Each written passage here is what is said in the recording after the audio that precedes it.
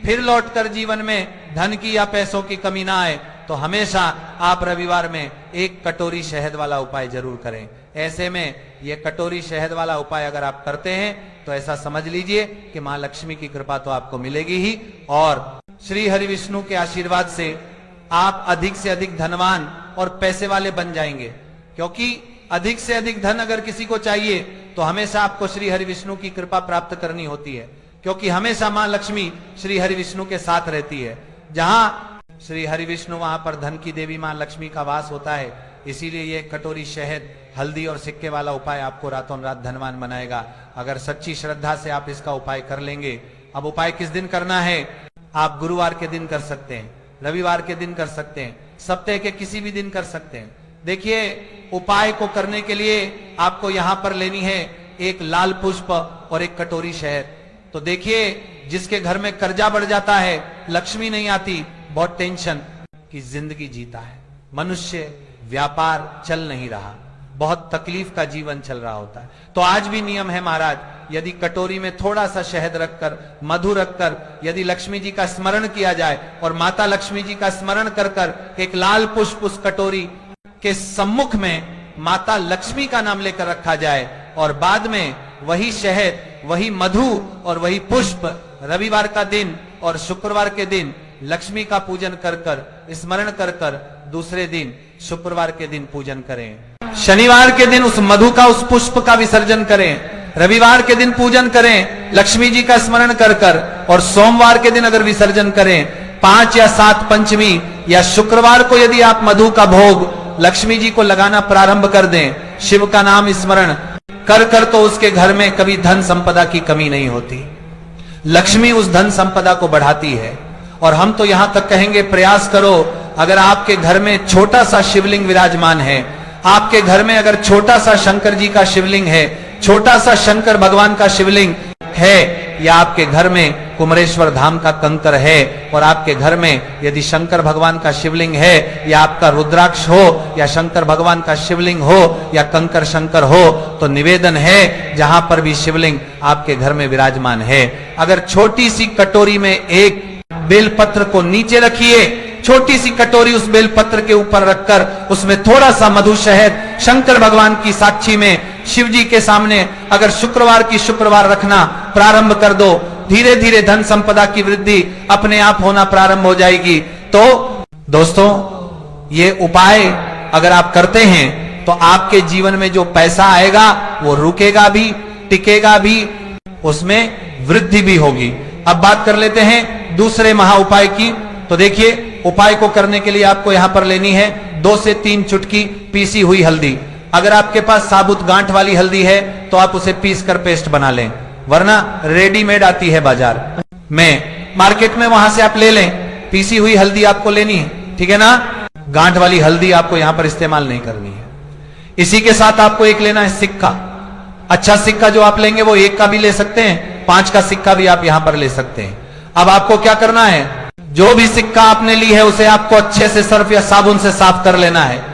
अब एक देसी घी का दीपक आपको तैयार करना है, गोलबाती का, और ये सारी चीजें लेकर घर के मंदिर में बैठ जाना है। थोड़े से अक्षत ले लेंगे, ठीक है ना?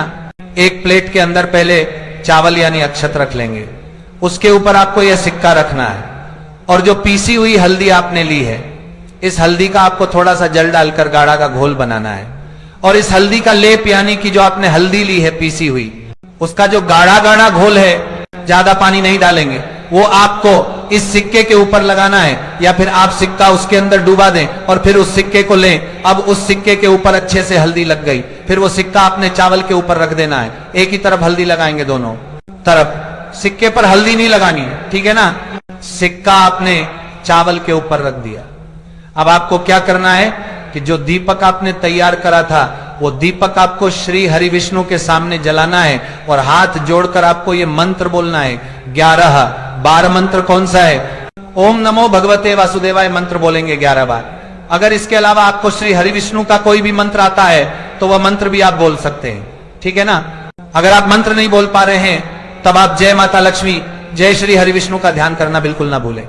इसके बाद आपको क्या करना है, उस दिन इस सिक्के को ऐसे ही रखे रहने देना है।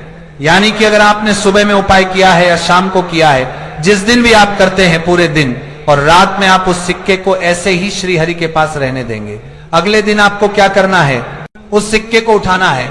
चावल के साथ ही आपको इस सिक्के को किसी भी लाल रंग के या पीले रंग के कपड़े में रखना है, छोटी सी बनानी है। आपको एक पोटली और ये आपको अपने धन रखने वाले स्थान पर रख देना है। जहां भी आप अपना पैसा रखते हैं, अगर वहां पर पीले रंग का रुमाल या पीले रंग का कपड़ा बिछा लेते हैं, जहां भी आप धन रखते हैं अपनी तिजोरी में, किसी बक्से में, और उसके ऊपर ये पोटली रख देते हैं, तो आपको महाधनी और महाकरोड़पति बनने से कोई नहीं रोक पाता है। जब इस उपाय को सच्ची श्रद्धा से आप कर लेते हैं, इसमें जो आपने हल्दी ली है, ये तो श्री हरि विष्णु को है ही प्रिय।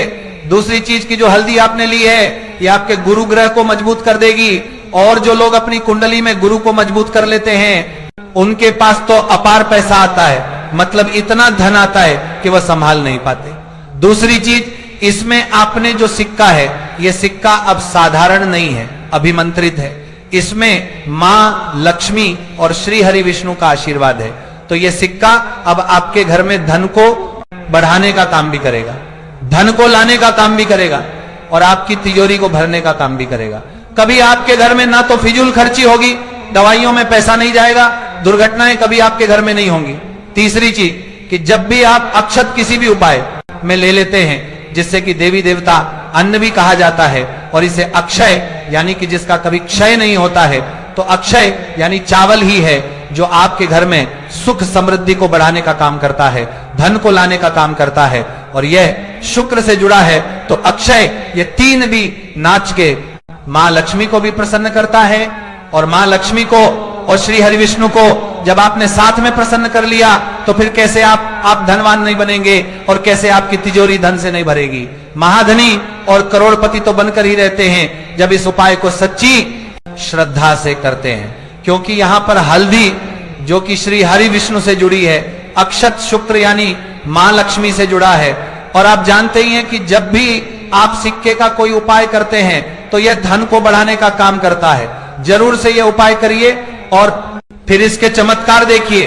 अब देखिए, इस उपाय में आपको एक चीज बिल्कुल रखनी है कि अगर यह उपाय आप एकादशी पर करते हैं, तब आपको इसमें चावल नहीं लेना है। फिर आप इस पर केवल हल्दी लगाएंगे और इस सिक्के को घर के मंदिर में श्री हरि विष्णु के सामने रखेंगे, पूजन करेंगे जैसे हमने आपको बताया है, और अपनी तिजोरी में रख देंगे। उसी तरह पूजन करेंगे, मतलब तिलक लगाकर हल्दी का, उसके ऊपर लेप लगाकर एक घी का दीपक जलाकर पूजा करेंगे। आप रविवार के दिन जरूर करें, इतना ज्यादा लाभ आपको इसका अपने जीवन में मिल जाएगा जितना आपने कभी सोचा भी नहीं होगा। तो वीडियो लाइक करें, शेयर करें, और हाँ, किसी भी प्रकार की कोई समस्या है तो आप पूछ सकते हैं। ओम नमः शिवाय, श्री शिवाय नमस्तुभयम। धन्यवाद।